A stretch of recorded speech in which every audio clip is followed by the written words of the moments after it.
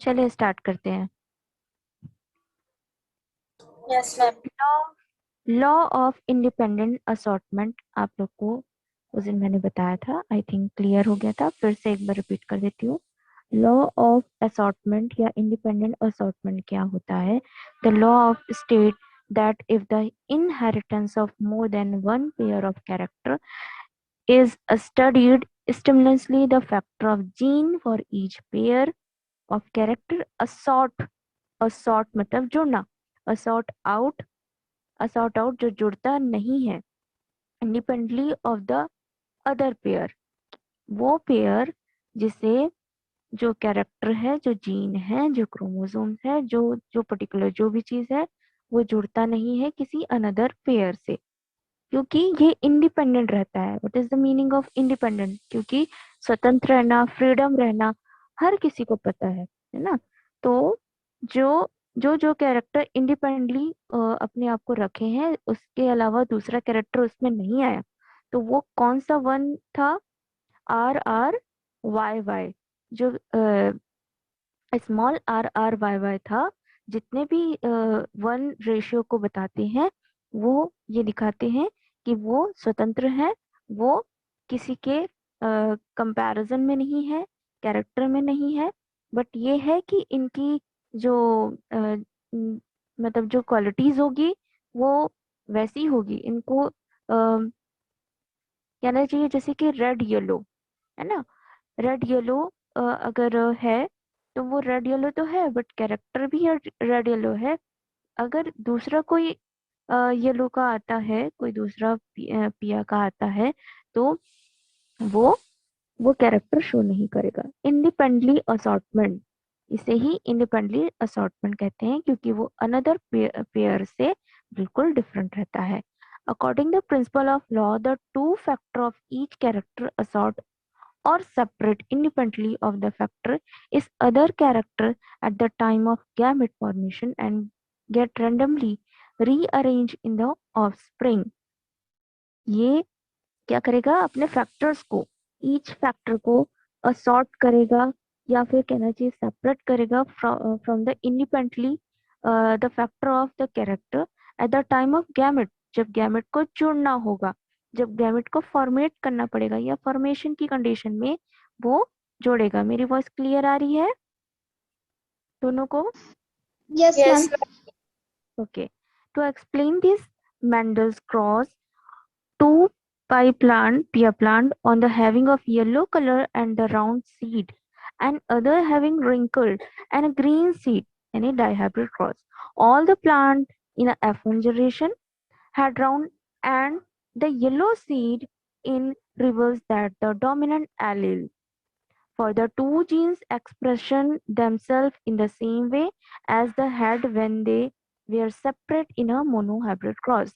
In case हम dihybrid cross को monohybrid करते हैं, तो क्या वो अपनी उस कैरेक्टर को, अपनी फ्रीडम वाली कैरेक्टर को, इंडिपेंडेंट वाली कैरेक्टर को शो करेंगे?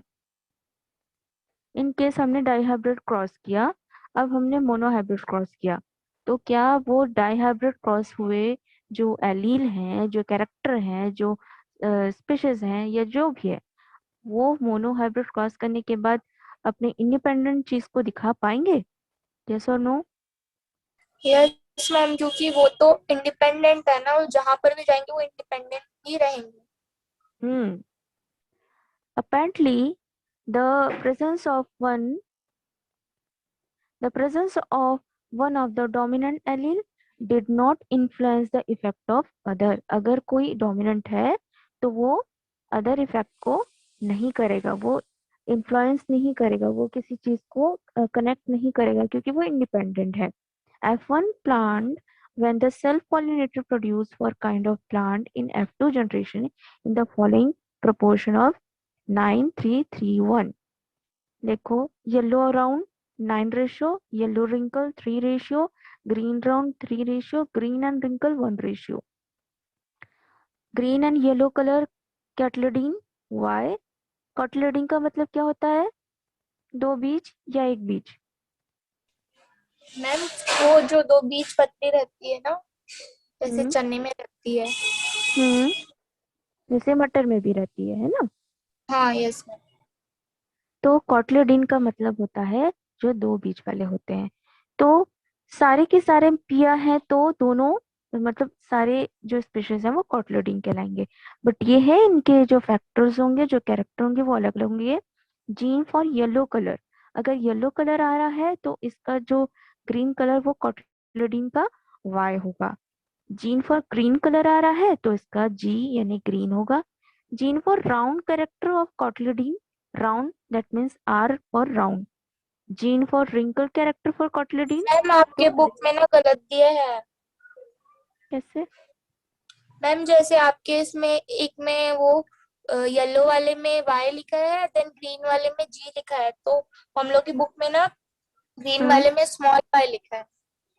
Small Y. Yes ma'am.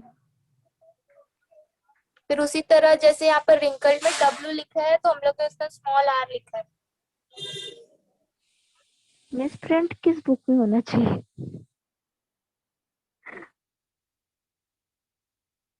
अच्छा, एक हम सेंस लगाते हैं, चलो। अभी तक हमने राउंड येलो जो कैरेक्टर है वो पढ़ा, है ना। राउंड येलो के अगर अकॉर्डिंग देखा जाए तो जो राउंड है, अगर वो जीन उसका राउंड है और अगर वो रिंकल्ड है तो डब्लू। रिंकल जो सीड होते हैं उनको हम रिंकल ही बुलाएंगे ना, आर तो शो नहीं कर सकते। और राउंड है तो राउंड ही बुलाएंगे।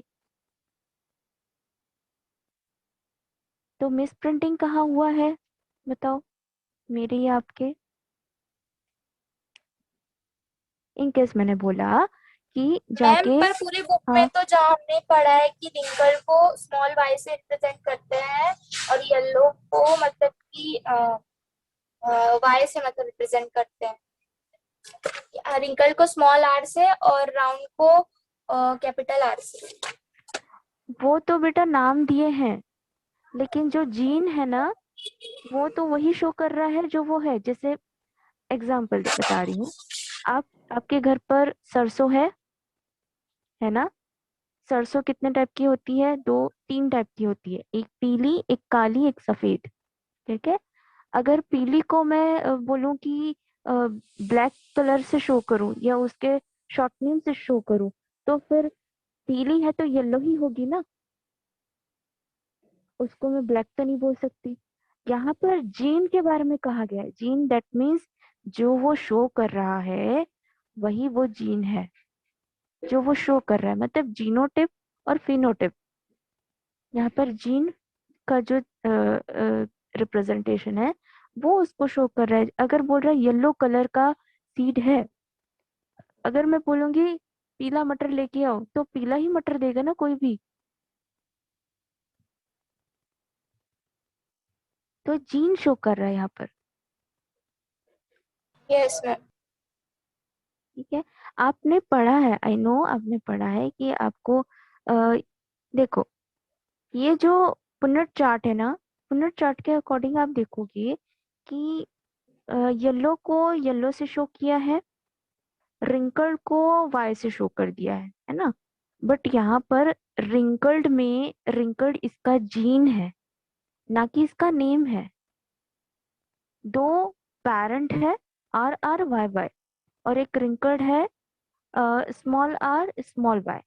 ये एक नाम दिया गया है। जैसे कि मैं कहूँ कि रिमझिम एंड सुहानी, आपका नाम है जरूर बट आप दोनों तो फीमेल हो ना। तो फीमेल जो जीन है वो आपके अंदर है, फीमेल्स का जो जीन होता है वो आपके अंदर है। यहाँ पर रिंकल का जीन है तो इसलिए वो डब्ल्यू से शो किया है। Yes ma'am. ठीक है, चलिए। So the plant with the yellow round, so the plant yellow and ma'am round cotyledon. हाँ, मैम रिंकल्ड मतलब क्या होता है? सूखा हुआ, सूखा हुआ? सूखा हुआ, सिकुड़ा हुआ। आपके घर आप मटर लेके आओगे कभी, पिया लेके आओगे, जैसे ठंड में आती है तो आप देखना कि बहुत सारी मटर जो है ज्यादा गर्मी में, ज्यादा टेम्परेचर में अच्छे अगर उनको खाद नहीं मिलती है तो वो रिंकल्ड होते हैं, मतलब वो सिकुड़े हुए होते हैं। देखे होगे आप, तो रिंकल्ड का मतलब सूखा हुआ या सिकुड़ा हुआ। Yes ma'am. Hmm. So the plant with the yellow round cotyledon with the will have their genotypical YYRR. अब देखो सुहानी, समझो यहाँ पर। So the plant with the yellow and round cotyledon will have their genotype YYRR, and those with the green wrinkled cotyledon will have the genotype WWGG. And the plant will produce gamete with the gene RY, WG respectively on the cross pollination. These gamete will produce F1 hybrid RWYG genes. There are possibility for combination in the both male and female gamete. ये यहाँ पर सिर्फ gene के बारे में कह रहे हैं, ना कि उनके नेम के। हमने नेम तक के देखा, हमने अभी तक पूरे चार्ट में उनका नाम RRYY देखा, बट इस पूरे रिजल्ट में उन्होंने जो शो करने वाली जो चीज है, जो शो करता है, देखो, आप जर्मिनेट करोगे, कोई कोई भी चीज जर्मिनेट करोगे, तो आपने जो भी सीड लिया है वो आप डालोगे। आप जर्मिनेट करना चाहोगे और रिजल्ट देखना चाहोगे कि वो वैसा ही आए जो मैंने जर्मिनेट किया है। अगर आपने सरसों की ब्लैक सीड डाली है तो आप चाहोगे ना कि ब्लैक सीड ही आए। तो उन्होंने भी इस एक्सपेरिमेंट के थ्रू देखा कि जो भी अदर कैरेक्टर को दिखाते हैं, अनदर कैरेक्टर को दिखाते हैं, जिनके दूसरी चीजों को दिखाते हैं, वो अलग मतलब कि ऑफस्प्रिंग में आते हैं। और जो अपने कैरेक्टर को लेकर चलते हैं, फ्रीली चलते हैं, इंडिपेंडेंट असॉर्टमेंट करते हैं, वो अपने में तक रहते हैं। बट उनका जीन जो है, वो हमने जो फर्स्टली जो इस एक्सपेरिमेंट के पहले जो लिया, वो एक्सपेरिमेंट ये तय करता है कि उसके ऑफस्प्रिंग अपने साथ बहुत सारे चेंजेस लेके आते हैं। ठीक है, यहाँ तक क्लियर है? Yes ma'am. डाउट है, कोई कंफ्यूजन है तो बोलो। No ma'am. मैम एक बार और बता दो। माना कि मैंने अपने आपके घर पे जो भी चना होगा, गुलाबी चना, काला चना, 2 चने ली, ठीक है, मैंने लिए, यहाँ पर मैंने लिए हैं। तो एक्सपेरिमेंट का ऑब्जेक्ट हुआ कि काले चने से मुझे जर्मिनेट करना है उनके ऑफस्प्रिंग को। अब दोनों चने को मैंने हाइब्रिड किया, मतलब उनके प्लांट को कहीं ना कहीं क्रॉस करके नया ऑफस्प्रिंग बनाना, नया प्लांट बनाने की कोशिश की, जिससे मुझे ये रिजल्ट मिला कि काले चने से बहुत सारे ऑफस्प्रिंग आते हैं और जो गुलाबी चने हैं उससे कम आते हैं। अब दोनों के रिजल्ट से देखा कि काले चने और गुलाबी चने से जो ऑफस्प्रिंग आए उसमें काफी हद तक चेंजेस हुआ, जिसमें 3 लॉज होते हैं, डोमिनेंट का, सेग्रीगेशन का और इंडिपेंडेंट असॉर्टमेंट का। डोमिनेंट जो ज्यादा प्रभावी वाले को कहते हैं, और रिसेसिव जो कम प्रभाव को कहते हैं, मतलब इफेक्ट को। सेग्रीगेशन, अगर 2 हाइब्रिड को मिलाया जाए, 2 पेयर को मिलाया जाए, 2 स्पीशीज को मिलाया जाए, तो इसमें जो प्योरिटी होती है, जैसे कि वो अपने नेचर को जो शो करेंगे, जो अपनी प्योरिटी दिखाएंगे, वो होती है। Third law is independent assortment, कुछ इंडिपेंडेंटली अपनी कैरेक्टर को लेकर चलते हैं। जैसे अगर मैं काला चना हूँ तो मैं तो काला ही आऊंगा, ऐसे वाली चीज आ जाती है। मैं अनदर कैरेक्टर को नहीं ले सकता, है ना, ये चीज आएगी। तो 3 लॉज के अकॉर्डिंग उन्होंने ये देखा, रिजल्ट ये निकला कि इसके रेशियोज आए, और रेशियो के थ्रू उन्हें बताया कि ऑफस्प्रिंग जो होते हैं वो अपने पेरेंट्स से अलग अलग कैरेक्टर, अलग अलग मतलब कि स्पीशीज और अलग अलग बिहेवियर से भी आते हैं। कुछ सूखे चने भी आते हैं, कुछ प्योरिटी के साथ आते हैं, तो कुछ हेल्दी स्पीशीज के साथ आते हैं। यहाँ तक क्लियर है यस मैम। सुहानी आपको? Yes ma'am. हम्म। अब है biological significance of Mendel's law. ये क्या है? This law have practical application in the plant and animal breeding. With the help of this law it is possible to produce animal and plant of desired character with the crossing and breeding them। इसके through हम नए नए species, animals, जैसे कि अब कल के paper में मैंने पढ़ा, न्यूज़पेपर में, कि ऐसी हाइब्रिड टेक्निक आई है जिसके थ्रू जो फीमेल जो काऊ रहेगी ना, फीमेल काऊ, सुन रहे हो? Yes ma'am. फीमेल काऊ, हाँ फीमेल काऊ से फीमेल काऊ ही आएगी, ऐसी टेक्निक आ गई है। कैसे होगा ये? मेंडल के अकॉर्डिंग, मेंडल से हम देख सकते हैं कि उनकी उस क्रॉसिंग को, उस क्रॉस को करने से जो जैसे कि जो मेल कैरेक्टर के जो काऊ होते हैं, या सांड कह लो, बेफेलो कह लो, जो भी, वो कैरेक्टर ना आने के बजाय सिर्फ फीमेल आएगी। तो इससे जो प्रोडक्शन ऑफ मिल्क है, प्रोडक्शन ऑफ बहुत सारे इकोनॉमिकल इम्पोर्टेंस है, वो यहाँ पर आएंगे। पढ़ा है आपने कल या परसों की न्यूज में? No ma'am. चलिए पढ़ मैम लेना वैसे बेटा एक बार। कौन से न्यूज़पेपर हाँ, में आया था? कौन से आई न्यूज़पेपर में थिंक आया था? हरिभूमि नवभारत में, हरिभूमि नवभारत में लिखना आया था। एक ऐसी टेक्निक आई है जिसमें सिर्फ फीमेल काऊ ही जन्म लेगी। चलिए, difference between the dominant and recessive genes, क्या डिफरेंस होना चाहिए?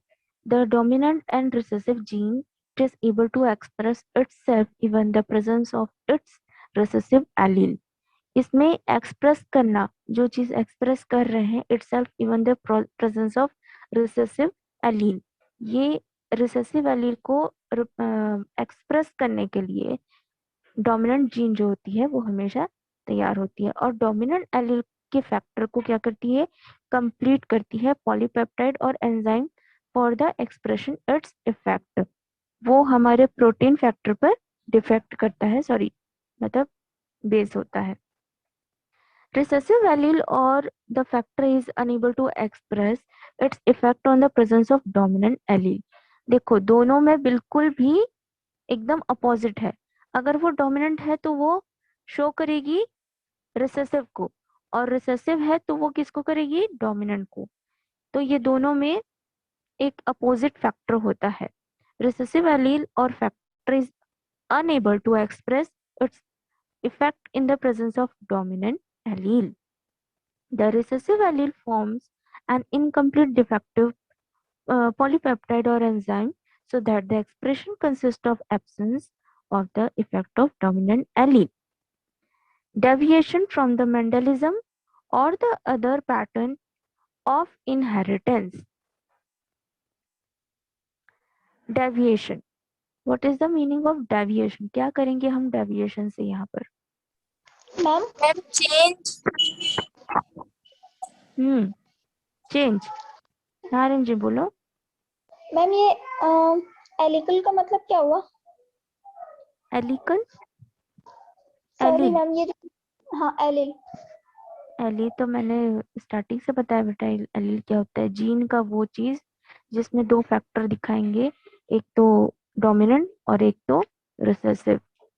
जीन के फैक्टर्स होते हैं जो वो अपने कैरेक्टर को शो करते हैं। Allele, the term of allele was used from the first time by Bateson and Saunders in the 1920.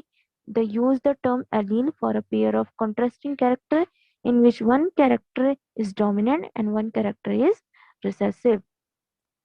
आप नोट्स नहीं बना रही हो ना रिमझिम?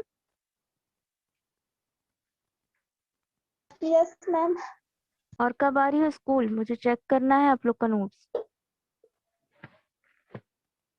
According to Mendelism, each character is controlled by a single factor or a single gene, and the allele of pair are related as dominant and recessive.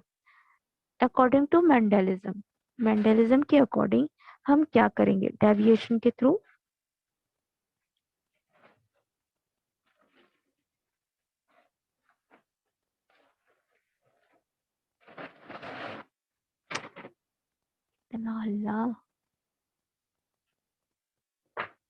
one may get an idea from such a result that the particular character as the associated with the particular gene. अच्छा, यहाँ पर जो deviation के through हम देखेंगे कि Mendel ने जो पैटर्न दिया हमें इनहेरिटेंस का, जो लॉज दिए हमें और जो रिजल्ट दिया, उसके अकॉर्डिंग हम किसी दूसरे स्पीशीज जैसे एनिमल है, जैसे फ्लावर्स हैं, और भी दूसरे कैरेक्टर को हम कैसे डेविएट करें, हम कैसे नई चीजें बनाने की कोशिश करें, और पर्टिकुलर वन जीन या एक सिंगल जीन या एक सिंगल फैक्टर या एक सिंगल पेयर या एक सिंगल डोमिनेंट और रिसेसिव चीज को कैसे एक्सप्रेस करने वाली चीज बनाए। ठीक है, तो one may get an idea from such a result that particular character is associated with the particular gene। हम किसी पर्टिकुलर कैरेक्टर को कैसे एसोसिएट करें, कैसे हम उनको बताएं कि कैसे हम पर्टिकुलर उस जीन को प्रोसेस पे लगाएं कि वो उस जीन के साथ उस कैरेक्टर को लेके आए। जैसे मुझे चाहिए कि ऐसा फ्लावर जो हर कलर को शो करे, एवरीथिंग, येलो भी आए, इसमें रेड भी आए, रेनबो कलर का फ्लावर चाहिए, तो मैं क्या करूंगी? व्हाइट फ्लावर लूंगी। ठीक है, व्हाइट फ्लावर में जितने भी जो जो कलर हैं उन सबको हाइब्रिड करूंगी। करूंगी? Yes ma'am. यस और नो? हाँ। अब मैंने एक नए ऑफस्प्रिंग को बनाया जिसमें शेडेड फ्लावर्स आते हैं, या एक साथ एक पेड़ पर दो या तीन फ्लावर के अलग अलग स्पीशीज आते हैं, जो वो अपने पर्टिकुलर कलर में होते हैं, बट वो जिस प्लांट से निकले होते हैं वो अलग होता है। क्या ऐसा पॉसिबल है? क्या ऐसा पॉसिबल है? मैम अगर हम लोग डिफरेंट फ्लावर का डिफरेंट फ्लावर से हाइब्रिड करवाएंगे तो पॉसिबल है ना? हाँ। अब हमको देखना है कि मुझे चाहिए कि मैं वो डिजीज फॉर्म करने वाले प्लांट को फिर से ना बढ़ा के वो एकदम हेल्दी प्लांट लेके आऊं, तो मैं क्या करूंगी? हाइब्रिड करूंगी कि नहीं करूंगी? मैम करेंगे। जैसे कोई एक प्लांट है जो बहुत हेल्दी है, तो जो जो अनहेल्दी प्लांट है उसको उसके उससे हाइब्रिड करवाएंगे तो फिर वो हेल्दी हो जाएगा। हम्म, क्योंकि जहाँ तक हमने अभी तक पढ़ा कि जीन अपने ग्रैंड फादर के कैरेक्टर को लेके आते हैं, कोई भी जीन, है ना? अगर ग्रैंड पेरेंट के जीन से हमारे पेरेंट की कोई डिजीज को किल किया जा सकता है, तो क्या ऑफस्प्रिंग में वो कैरेक्टर आएगा, शो करेगा वो? मैम ग्रैंड पेरेंट का? हम्म, हाँ यस मैम। आ सकता है। यस मैम, ग्रैंड पेरेंट का कैरेक्टर ऑफस्प्रिंग में आ सकता है। और पेरेंट की कोई डिजीज है वो किल हो सकती है, वो जा सकती है, कि वो मैम लेके रहेगा? हम्म। मैम आ सकती है। जैसे कोई अगर कुछ डोमिनेंट फैक्टर होंगे तो शायद पेरेंट्स के ना आए डिजीज, बट अगर वो रिसेसिव हुआ तो जरूर आएगा।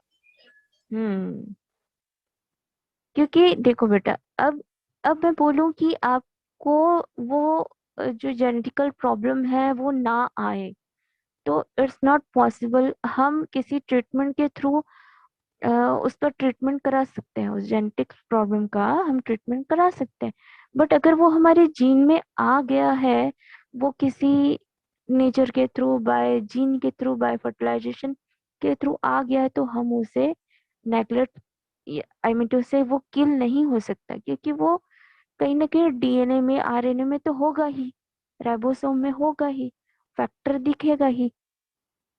बट हाँ, एक कोशिश कर सकते हैं, एक्सटर्नल कोशिश कर सकते हैं, डॉक्टर को दिखा सकते हैं कि देखिए ये प्रॉब्लम है तो कुछ कीजिए। वो उसे कुछ हद तक कंप्लीटली नहीं, ना सही, इनकम्प्लीटली, या 50% उसके चांस होते हैं ठीक होने के, बट 50% वो जीन के थ्रू डिजीज फॉर्म करता ही है। तो ये डेविएशन के थ्रू हमने देखा कि कैसे हम अनदर स्पीशीज से, यानी दूसरे स्पीशीज से, ना कि पिया प्लांट से, दूसरे स्पीशीज से दूसरे टाइप के कलर को और डिजीज फॉर्म करने वाले कैरेक्टर को ला सकते हैं कि नहीं ला सकते हैं। इसके लिए उन्होंने क्या क्या बताया? However, a gene does not carry a character but control the developmental process, but various exception have been noticed to this fact. In some cases, it has also been shown and then GB sometimes In fear, the some character.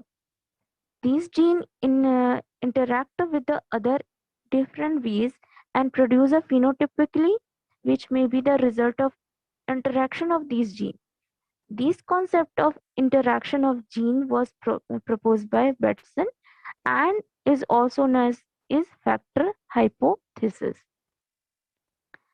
अगर हम यहाँ पर interact करवाते हैं किसी different way से और produce करते हैं उसके फिनोटिपिकली को और रिजल्ट आता है जो इंटरेक्शन ऑफ जीन, जो उसने इंटरेक्ट किया, जो जीन आया, वो कॉन्सेप्ट जो होगा वो इंटरेक्शन ऑफ जीन से होगा और यही प्रपोज जो कहलाएगा वो बैटसन ने बताया और ये फैक्टर क्या कहलाएगा? हाइपोथेसिस, जिसमें following example of gene interaction हुआ।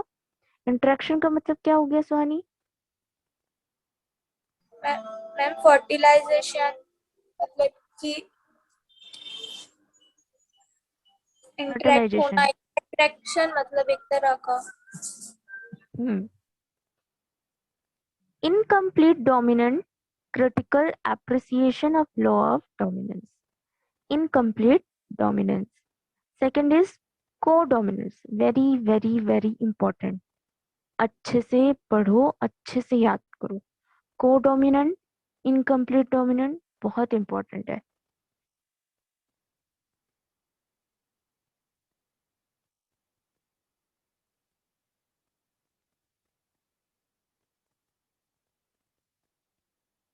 इससे जो रिलेटेड जो 1 मार्क्स के क्वेश्चन है वो भी पूछते हैं और लॉन्ग क्वेश्चन और 3 to 4 मार्क्स के क्वेश्चन भी पूछते हैं।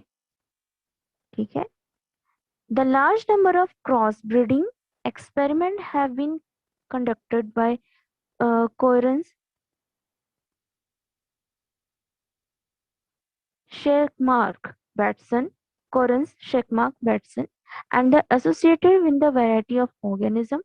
They established that large number of characters in a various organism are related as the dominant and recessive.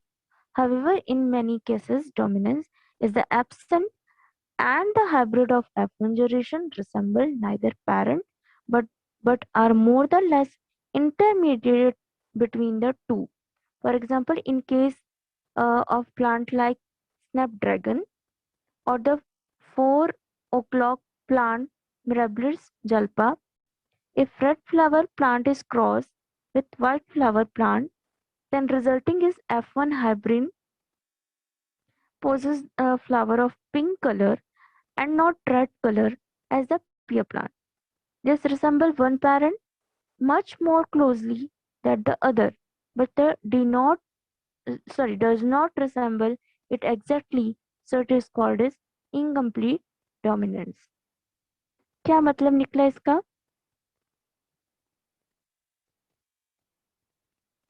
रिमझिम समझ में आया बेटा? No ma'am. ओके, देखो यहाँ पर आपको 2 फ्लावर दिख रहे हैं। Yes ma'am. 2 फ्लावर दिख रहे हैं, कौन कौन से? Red flower, white flower.